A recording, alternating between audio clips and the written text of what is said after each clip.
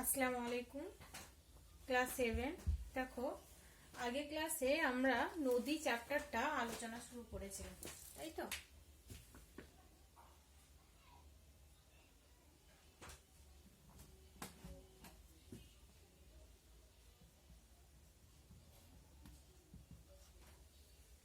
নদী বা রিভার এই চ্যাপ্টারটা আলোচনা শুরু করেছিলাম। তো আগের দিন আমরা নদী কাকে বলে, নদী কিভাবে উৎপত্তি হচ্ছে, নদীর উৎস কাকে বলে, নদীর মোহনা কাকে বলে, এই সবগুলি আমরা আলোচনা করেছিলাম। তারপরে দেখো, দৈর্ঘ্য অনুসারে বিভিন্ন নদীর নাম আমরা জেনেছিলাম, সেগুলো কোন মহাদেশে অবস্থিত সেগুলো আমরা বলেছিলাম। ধারণ অববাহিকা কি, জলবিভাজিকা কি, তারপর উপনদী, শাখা নদী, এই সব জিনিসগুলো নিয়ে আমরা পরিচিত হয়েছিলাম। নদীর উপত্যকা কাকে বলে, নদী অববাহিকা কাকে বলে, দোয়াব কাকে বলে। তারপর নদীর প্রবাহ অনুসারে নদীকে দুই ভাগে ভাগ করা হচ্ছে, অন্তর্বাহিনী নদী, আন্তর্জাতিক নদী, এই সবগুলোই আমরা আলোচনা করেছিলাম, তাই তো? আজকে আমরা নদীর জলের জলের বহন ক্ষমতা নিয়ে বা নদীর জলপ্রবাহ নিয়ে, নদীকে কি কি ভাগে ভাগ করা হয় সেগুলো নিয়ে আজকে আলোচনা করব।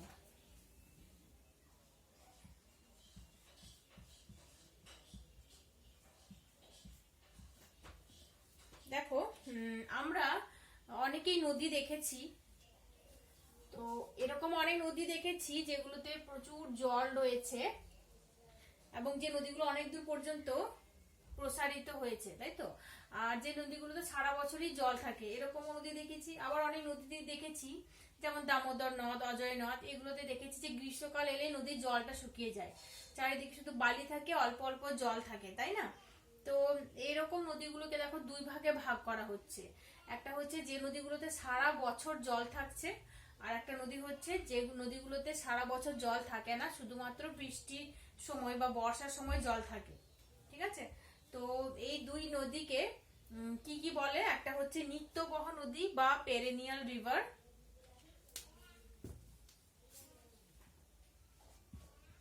একটা হচ্ছে নিত্যবহ নদী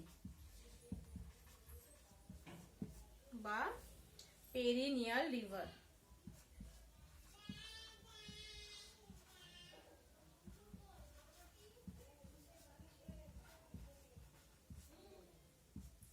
দু নম্বর হচ্ছে অনিত্যবহ নদী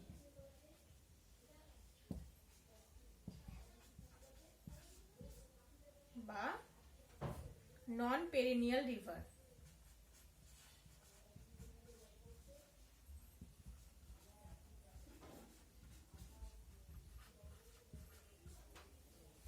তোমাদের এরকম কোশ্চেন আসতে পারে যে নিত্যবহ নদী কাকে বলে, উদাহরণ দাও।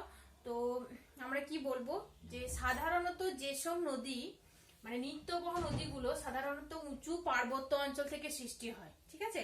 আর যেহেতু উঁচু পার্বত্য অঞ্চল থেকে সৃষ্টি হয়, পার্বত্য অঞ্চলে কি থাকে, বরফ থাকে, তো এই নদীগুলো বরফ গলা জলে সৃষ্ট হয়। তো বরফ গলা জলে যেহেতু পুষ্ট, সেজন্য সারা বছর বরফ গলতে থাকে এবং এই নদীতে জলের যোগান দিতে থাকে। আর সেই জন্যই সারা বছর এই নদীতে জল থাকে, আর সেই জন্যই এই নদীগুলোকে বলা হয় নিত্যবহ নদী। যেমন উদাহরণ যদি জিজ্ঞেস করা হয়, তোমরা কি বলবে? গঙ্গা। গঙ্গা হচ্ছে একটা নিত্যবহ নদী। তিস্তা, তোরসা, এগুলোই হচ্ছে নিত্যবহ নদী, ঠিক আছে? তো নিত্যবহ নদীর সংজ্ঞা যদি জিজ্ঞেস করা হয়, তোমরা কি লিখবে? তোমরা লিখবে যে যে সকল নদী বরফ গলা জলে পুষ্ট এবং সারা বছর নদীতে জল থাকে, সেই নদীকে বলা হয় নিত্যবহ নদী, যেমন গঙ্গা, ঠিক আছে? আর অনিত্যবহ নদীগুলো দেখো, সাধারণত কোনো উচ্চভূমি বা মালভূমি অঞ্চলে সৃষ্টি হয় এবং নদীগুলো, এই নদীগুলো মানে অনিত্যবহ নদীগুলো বর্ষার জলে বা বৃষ্টির জলে পুষ্ট হয়। এই নদীগুলো কিন্তু নিত্যবহ নদীর মতো বরফ গলা জলে পুষ্ট নয়। আর যেহেতু এগুলো বরফ গলা জলে পুষ্ট নয়, বর্ষার জলে পুষ্ট, সেই জন্যই সারা বছর নদীতে জল থাকে না। তো সেই জন্যই এই নদীগুলোকে অনিত্যবহ নদী বলে। উদাহরণ উদাহরণ হচ্ছে দামোদর, অজয়, রূপনারায়ণ, এগুলো। দামোদর, অজয়, রূপনারায়ণ, এই নদীগুলো হচ্ছে অনিত্যবহ নদী। তাহলে তোমাদেরকে যদি সংজ্ঞা জিজ্ঞেস করা হয় তাহলে কি লিখবে? তো তোমরা লিখবে যে যে সকল নদীতে সারা বছর জল থাকে না, শুধুমাত্র বৃষ্টির সময় বা বর্ষার সময় জল থাকে, সেই নদীকে অনিত্যবহ নদী বলে, যেমন দামোদর। তো আরেকবার আমি সংজ্ঞাটা বলে দিচ্ছি, তোমরা লিখে নিতে পারো। নিত্যবহ নদী সংজ্ঞা বলছি আমি। নিত্যবহ নদী হচ্ছে যে সকল নদী বরফ গলা জলে পুষ্ট এবং সারা বছর নদীতে জল থাকে, সেই নদীকে নিত্যবহ নদী বা পেরিনিয়াল রিভার বলে, যেমন গঙ্গা। আর অনিত্যবহ নদী হচ্ছে যে সকল নদী বৃষ্টির জলে পুষ্ট, সারা বছর নদীতে জল থাকে না, শুধুমাত্র বৃষ্টির সময় বা বর্ষার সময় নদীতে জল থাকে, সেই নদীকে বলা হয় অনিত্যবহ নদী, যেমন দামোদর, অজয়, রূপনারায়ণ, এগুলো। ঠিক আছে।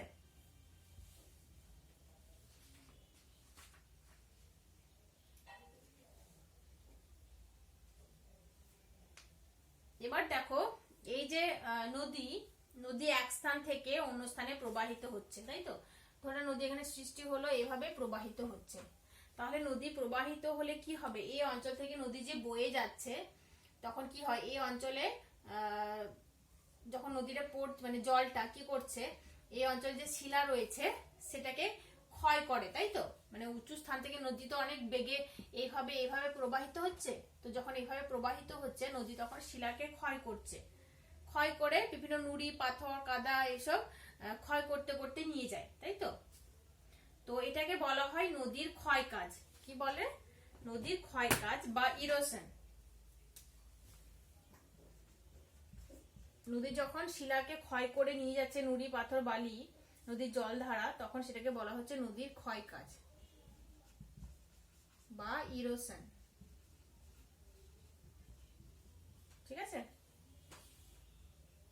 আবার দেখো, এই যে নুড়ি, কাকর, বালি এসব ক্ষয়, মানে শিলাখণ্ডকে ক্ষয় করে করে নুড়ি, কাকর, বালি এসব হলো, এগুলো নদী আবার কি করছে, তার স্রোতের সঙ্গে উঁচু স্থান থেকে নিচু স্থানের দিকে বয়ে নিয়ে যাচ্ছে, তাই তো। নদী ক্ষয় করছে, মানে শিলাটা ক্ষয় করলো, তারপর বয়েও তো নিয়ে যাচ্ছে, তাই না।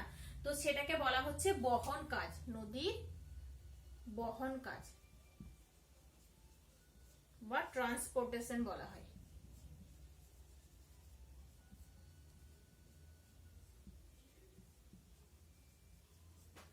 ঠিক আছে। তো দেখো, নদী এভাবে যখন খুব বেগে প্রবাহিত হচ্ছে, ক্ষয় কাজ করলো, তারপর যখন একটু বেগটা কমে গেল, তখন মানে ক্ষয় করার সঙ্গে সঙ্গে বহন করে নিয়ে যাচ্ছে ঠিকই, তারপরে দেখো যখন বেগটা কমে গেল, নদী তো সবসময় পাহাড়ি অঞ্চলের উপর দিয়ে প্রবাহিত হয় না, এরকম সমতল ভূমির মধ্যে দিয়ে প্রবাহিত হয়, তাই না। তো যখন এরকম সমতল ভূমির মধ্যে দিয়ে প্রবাহিত হয় নদী, তখন কি হয়, নদীর বেগটা কমে যায়, নদীর শক্তি কমে যায়। আর যখন নদীর শক্তি কমে যায়, তখন কি হয়, মানে বহন কাজ বাদ দিয়ে নদী যে পদার্থগুলো বয়ে নিয়ে এলো, সেগুলো তখন সঞ্চয় হতে থাকে, তখন সেগুলো সঞ্চয় হতে থাকে। তো সেই কাজকে বলা হয় নদীর সঞ্চয় কাজ। কি বলে? নদীর সঞ্চয় কাজ।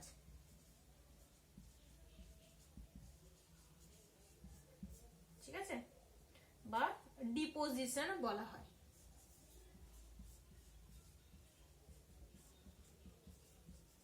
ঠিক আছে। তাহলে দেখো, নদী কি কি কাজ করে, তোমাদের যদি এরকম কোশ্চেন আসে যে নদী কি কি কাজ করে, তো তখন তোমরা লিখে, নদী এ দেখো 3 ভাবে কাজ করে। একটা হচ্ছে নদীর ক্ষয় কাজ বা ইরোশন, আর একটা হচ্ছে বহন কাজ, আর একটা হচ্ছে সঞ্চয় কাজ। ঠিক আছে। নদী ক্ষয় কাজ কখন করে? নদী যখন উচ্চ গতিতে থাকে, উচ্চ প্রবাহে থাকে, মানে ভূমির ঢাল যখন অনেক বেশি থাকে। ঢাল হচ্ছে মানে কি বলবো, পার্বত্য অঞ্চলে বা পাহাড়ি অঞ্চলের মধ্যে দিয়ে যখন নদী প্রবাহিত হয়, নদী প্রবল বেগে প্রবাহিত হয়, তো তখন ক্ষয় কাজ বেশি হয়, তাই তো। আর সেই সময় বহন কাজও বেশি হয়।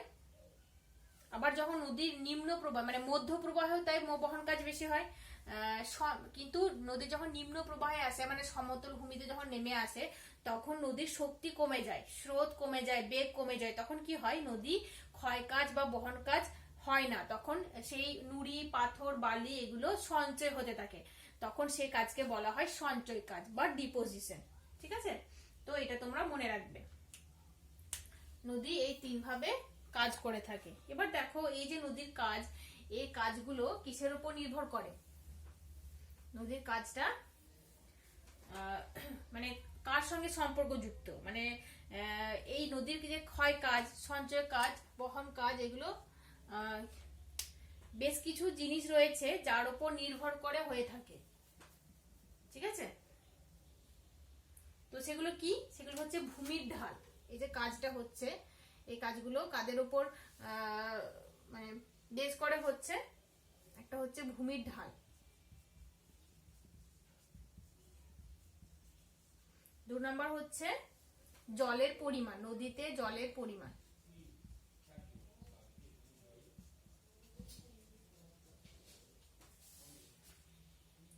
3 নম্বর হচ্ছে জলের গতিবেগ,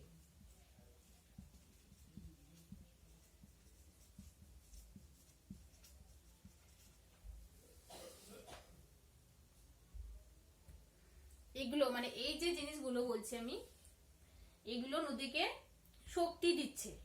কি করতে? নদীর কাজ করতে, নদীকে কাজ করতে শক্তি দিচ্ছে, ঠিক আছে। আর একটা হচ্ছে শিলার প্রকৃতি, মানে এইগুলো হচ্ছে কি বলবো, নদীর কাজ করার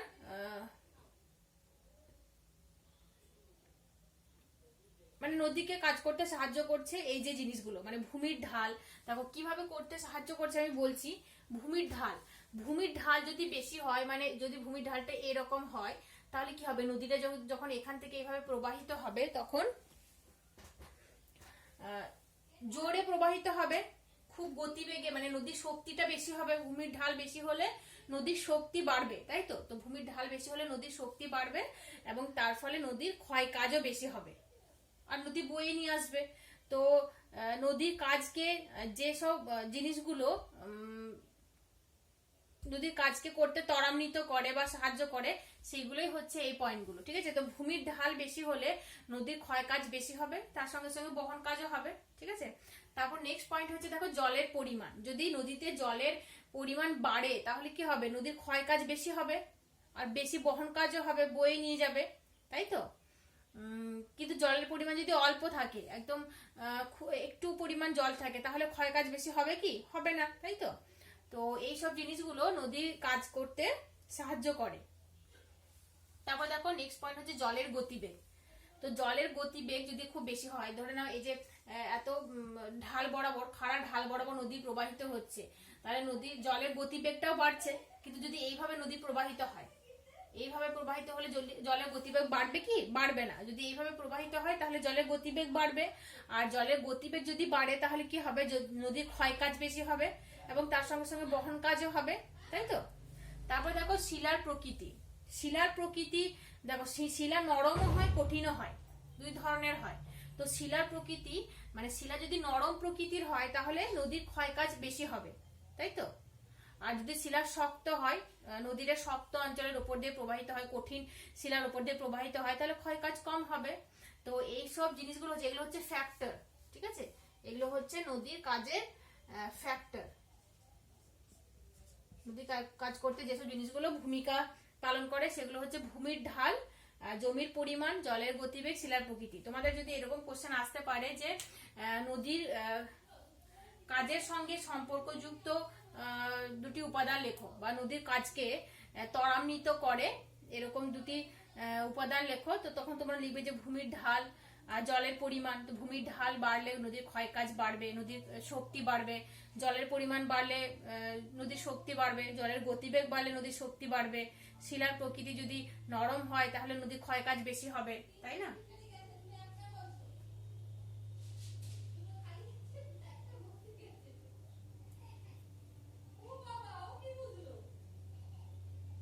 তাহলে দেখো এটা যখন মানে এটা আলোচনা করলে আমরা এটা বুঝতে পারলাম যে নদী ঢালু জায়গা, এটা হচ্ছে ঢালু, আর এই অঞ্চলটা হচ্ছে সমতল, তাই তো।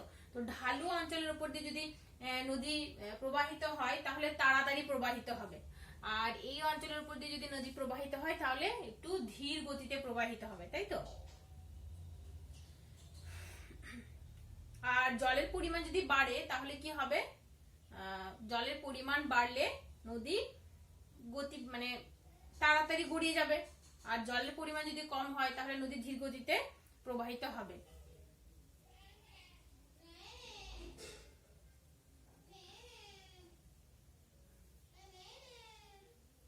এরপর দেখো নদীর সঙ্গে মানুষের জীবনেরও বেশ কিছু মিল আমরা খুঁজে পাই, তো সেগুলোই আমরা একটু বলবো।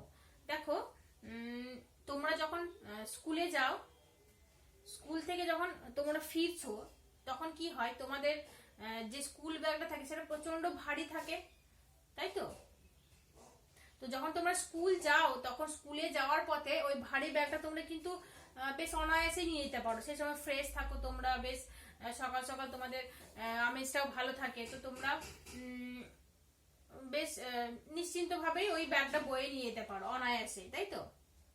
কিন্তু যখন তোমরা স্কুল ছুটির পরে বাড়ি ফেরো, তখন কি হয়, ওই ব্যাগটাই কষ্ট মষ্ট করে তোমরা নিয়ে আসো, মানে ওইটাই অনেক ভারী লাগে, তোমরা অনেক টায়ার্ড থাকো, ক্লান্ত থাকো, তাই না? ঠিক একই রকম ভাবে নদীও তাই। নদী যখন যেখানে ধরো সৃষ্টি হচ্ছে, যেখানে উৎস, সেখানে বেশ চনমনে একটা ভাব নদী, ঠিক আছে?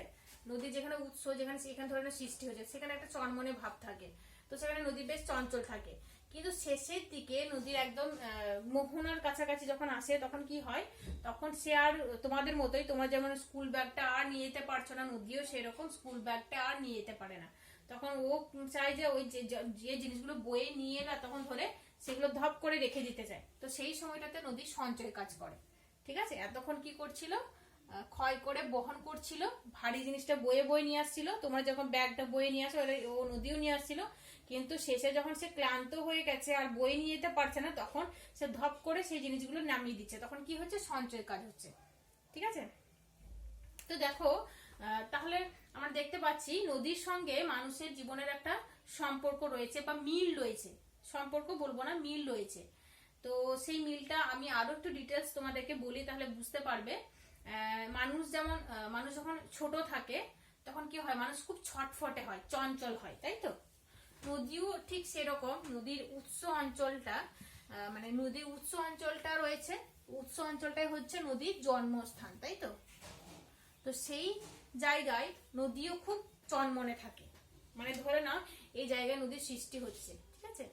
তো এই অঞ্চলটায় নদী খুব চনমনে থাকে, ছটফটে চঞ্চল থাকে, বেশ গতিতে, মানে দ্রুত গতিতে নদী প্রবাহিত হয়, বেশ গর্জন করতে করতে। তো এই প্রবাহটাকে নদীর উচ্চ প্রবাহ বলা হয়। কি বলা হয়? নদীর উচ্চ প্রবাহ।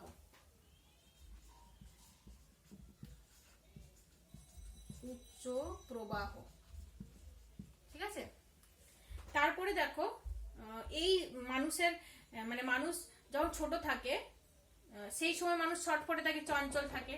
তারপরে যখন মানুষের বয়স বাড়তে শুরু করে, তখন কি হয়, মানুষ আস্তে আস্তে, মানে ওই যে ছটফটে চঞ্চল ভাবটা মানুষের চলে যায়, তখন সে ধীর এবং শান্ত হয়ে যায়। যেমন আমাদের মা বাবা, তোমাদের মা বাবা ধীর, একটু শান্ত প্রকৃতি, তাই না? নদীও সেরকম। নদী যখন উৎস অঞ্চল থেকে আর একটু দূরে প্রবাহিত হচ্ছে, মানে মালভূমিতে বা সমভূমিতে এসে পড়ছে, তখন সে শান্ত হয়ে যাচ্ছে, ধীর হয়ে যাচ্ছে, তখন সেটাকে বলা হয় নদীর মধ্য প্রবাহ। নদীর মধ্য প্রবাহ। মানুষও তখন মধ্য বয়স্ক থাকে, তাই না? ধরে নাও এই জায়গাটা হচ্ছে মধ্য প্রবাহ, ঠিক আছে? তারপরে নদীর শেষ পর্যায়ে মানুষ যেমন শেষ পর্যায়ে বয়স্ক হয়ে যায়, বার্ধক্য পর্যায়ে যখন হয়, মানুষ কি হয়, তার শক্তিও একদম ফুরিয়ে যায়। বৃদ্ধ মানুষের শক্তি ফুরিয়ে যায়, তাই না? তো যেমন ধরো তোমাদের ঠাকুরদা, ঠাকুমা, দিদু, দিদা, তাদের তখন কাজ করার কোনো ক্ষমতা থাকে না। নদীও ঠিক তাই, শেষ সময়, মানে ধরে নাও এই সময়টাতে, তখন তার কাজ করার আর ক্ষমতা থাকছে না। এটাকে বলা হচ্ছে নদীর নিম্ন প্রবাহ, ঠিক আছে? এখান থেকে এটা হচ্ছে উচ্চ প্রবাহ, এখান থেকে এটা হচ্ছে মধ্য প্রবাহ, এখান থেকে এটা হচ্ছে নিম্ন প্রবাহ, ঠিক আছে? তাহলে দেখো, নদীর আমরা কয়টি প্রবাহ পেলাম? 3টি প্রবাহ পেলাম। একটা হচ্ছে নদীর উচ্চ প্রবাহ, এটা হচ্ছে নদীর মধ্য প্রবাহ, আর 3 নম্বর হচ্ছে নদীর নিম্ন প্রবাহ। উচ্চ প্রবাহ কোনটা? উচ্চ প্রবাহ হচ্ছে নদীর উৎস স্থান থেকে পার্বত্য অঞ্চলে যে প্রবাহটা দেখা যাচ্ছে, যখন নদী চনমনে থাকছে, ছটফটে থাকছে, সেটা হচ্ছে নদীর উচ্চ প্রবাহ। আর মধ্য প্রবাহ কোনটা? নদী যখন মালভূমিতে এসে বা সমভূমিতে এসে গড়িয়ে যাচ্ছে, তখন সেটা হচ্ছে নদীর মধ্য প্রবাহ। তারপরে সেই সমভূমি অঞ্চলে যখন নদী প্রবাহিত হচ্ছে একদম মোহনা পর্যন্ত, যেখানে নদীর ক্ষয় করার শক্তি থাকছে না, নদী শুধু সঞ্চয় করছে, সেটা হচ্ছে নদীর নিম্ন প্রবাহ, ঠিক আছে? তাহলে নদীর তিনটি প্রবাহ আমরা পেলাম, নদীর উচ্চ প্রবাহ, নদীর মধ্য প্রবাহ আর নদীর নিম্ন প্রবাহ। আর নদী কি কি কাজ করে? নদী ক্ষয় কাজ করে। নদীর উচ্চ প্রবাহে সাধারণত ক্ষয় কাজ করে থাকে, ঠিক আছে, উচ্চ প্রবাহে, এবং নদীর মধ্য প্রবাহেও কিছু অল্প ক্ষয় কাজ করে থাকে। আর নদীর বহন কাজ নদীর উচ্চ প্রবাহে হয়ে থাকে, মধ্য প্রবাহে অল্প বহন কাজ হয়ে থাকে, ঠিক আছে। আর সঞ্চয় কাজ নদীর নিম্ন প্রবাহে হয়ে থাকে, কারণ নদীর সেই সময় নিম্ন প্রবাহে নদী একদম ক্ষয় কাজ করার ক্ষমতা থাকে না, তো সেই সময় শুধু সঞ্চয় হয়ে থাকে, তো নিম্ন প্রবাহে সঞ্চয় কাজ হয়ে থাকে, ঠিক আছে। তো নদীর তিনটি কাজ, একটা হচ্ছে নদীর ক্ষয় কাজ বা ইরোশন, একটা বহন কাজ বা ট্রান্সপোর্টেশন, আর একটা হচ্ছে সঞ্চয় কাজ বা ডিপোজিশন, ঠিক আছে। আর এই নদীর কাজগুলো নির্ভর করে কোন কোন জিনিসের ওপর?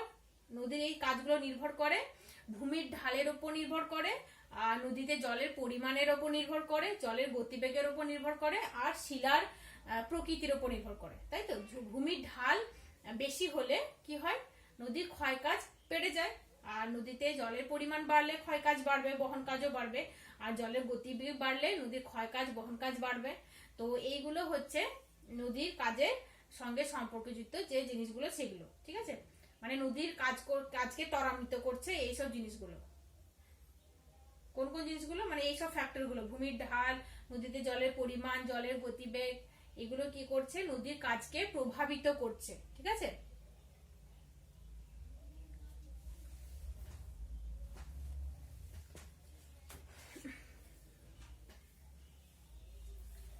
তো দেখো, আজকে আমরা কি কি জানলাম?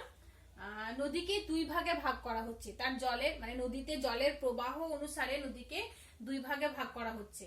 যেগুলিতে সারা বছর, যে নদীতে সারা বছর জল থাকছে তাকে বলা হচ্ছে নিত্যবহ নদী, আর যে নদীতে সারা বছর জল থাকে না, শুধুমাত্র বর্ষার সময় জল থাকে বা বৃষ্টির সময় জল থাকে, বাকি সময় শুকিয়ে যায়, তাকে বলা হচ্ছে অনিত্যবহ নদী। তো তোমরা এই নিত্যবহ নদী, অনিত্যবহ নদীর সংজ্ঞা, উদাহরণ এটা করবে।